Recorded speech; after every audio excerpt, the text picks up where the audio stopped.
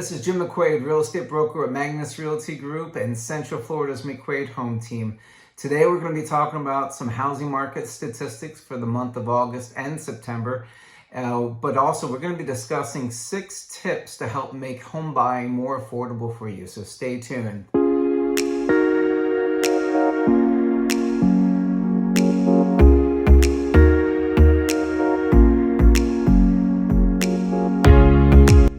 Hey there, thanks for stopping by. This is Jim McQuade, real estate broker at Magnus Realty Group and Central Florida's McQuade Home Team.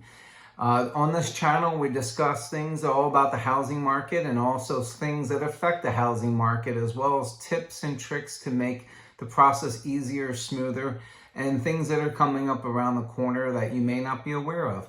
So today we're going to be talking about housing market statistics for Central Florida, the state, and nationally.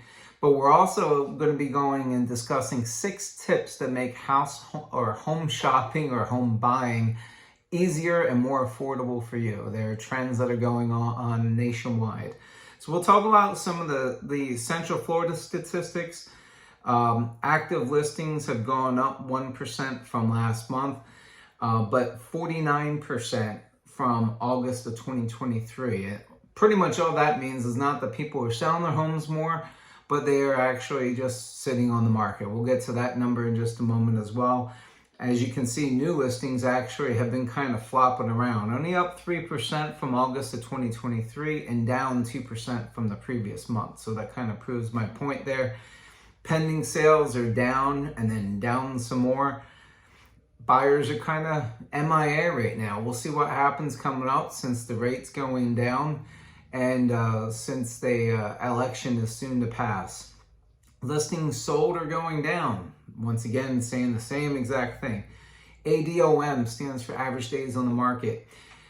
That shows that from year over year that the average number of days on the market has gone up by 39%. Now, this is only Central Florida. Florida as a whole has gone up over 44% year over year, excuse me.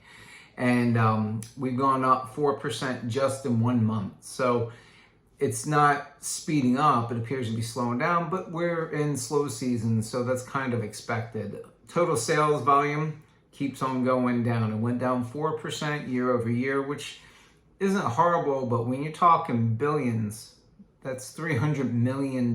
It's gone down in sales volume year over year. And an average sales price is slowly creeping down. I can tell you from firsthand experience that a lot of sellers are rather, instead of lowering their price, they're just sitting and waiting for someone to come along to want to buy the home. That's what's stopping the prices from going down at a very fast pace. Months of inventory is 4.4, July was 4.2, and it's gone up a lot since August of 2023, which was 2.9. Then statewide, this is a little bit different. I mostly want to go over this, which is in terms of, this is statewide statistics, but specific to 4 counties and only single family homes, which are houses, is the number of cash sales has gone down 6.9% from a year ago, which the other statistic is cash sales as a percentage. That's gone down to, was it 22.4%? I remember that during COVID, we were up around 34%. That means that 1 out of every 3 transactions was a cash deal, which means that really a lot of people, either it was hedge funds that were buying properties, or it was people that were up north selling the properties coming down here with a whole bunch of cash. So we're gonna get to the point here. 6 tips, 6 trends we're seeing. Some of them are a little bit more obvious, but some are not. But 6 trends we're seeing nationwide when it comes to making it so that home buying can be more affordable for you. Not saying you should go out and do these, not all of them at least. However, it's starting to happen more often. So number 1, buying down rates. I see it every day personally. You know, we've been negotiating with sellers to go and provide credits, which makes it so you can actually buy down the rate even more. So they buy down the interest rate, and the interest rate stays that way. So instead of the interest rate being 6.09% today, or yesterday, you could buy it down so that it may be down to 5.09 or even below 5%. So you're not having to worry about that. You're not having to worry about refinancing if that's an acceptable percentage for you. You can also buy down the rate on your own. You don't need the money from the seller to be able to buy down the rate. So some people are doing that. Everyone remembers back before 2008, adjustable rate mortgages were popular. So we have number two. Number two is that ARMs, adjustable rate mortgages, are back. I mean, they've never really left, but they were very unpopular after the housing market crash of 2008, 9, 10. So a lot of people don't want to do that. Plus, when the interest rate is already low, then is it really all that necessary? But when you do an adjustable rate mortgage, now I am not a mortgage guy, quote unquote. So I am a real estate broker. When the interest rate is a little bit higher, sometimes ARMs are a way to go because you get 2, 3, whatever years where the interest rate is lower. And then when the interest rate starts to drop naturally, you could potentially go and refinance if you like to do that. So number three, I'm on 3. Number 3 is family buying and co-buying. I actually have a few buyers that are doing that right now, where they get their in-laws, they get their sister, they get their mom and their dad, whoever it might be. We're talking about combining households or getting their help to be able to purchase a home. So if they're going to go, in fact, I had one just literally yesterday where they had their father-in-law helping them purchase the property because of the fact that the combination of credit and debt to income ratio wasn't sufficient for them to be able to buy the home on their own. Sometimes they combine the households, sometimes they're just getting their help to be able to purchase it. So we're seeing that a lot and have been actually for quite a bit. And then number 4, a lot of people are figuring out ways to just simply get a larger down payment. I know a lot of people want to do the 3.5% FHA, 3% FHA, 5% conventional, all these different, I mean, there's a million different loan products out there, but everyone knows about the 20% conventional loan.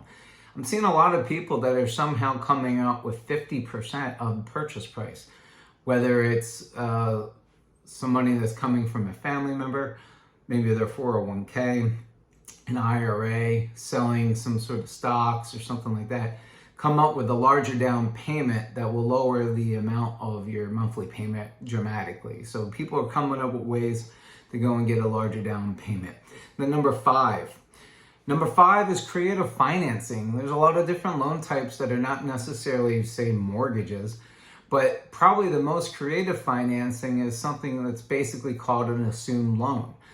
Now, it can be a little bit more difficult because the bank that you're working with may not want to work with another bank, plus the lien structure could be a little scary for them. But if the seller of a home is selling a home and they have a mortgage left over and they're at 2.5%, and the bank will allow that mortgage to be assumed. I see that a lot with VA buyers. So if they allow the mortgage to be assumed, then you can potentially go and transfer it over to the buyer, and the buyer assumes the 2.5% interest rate.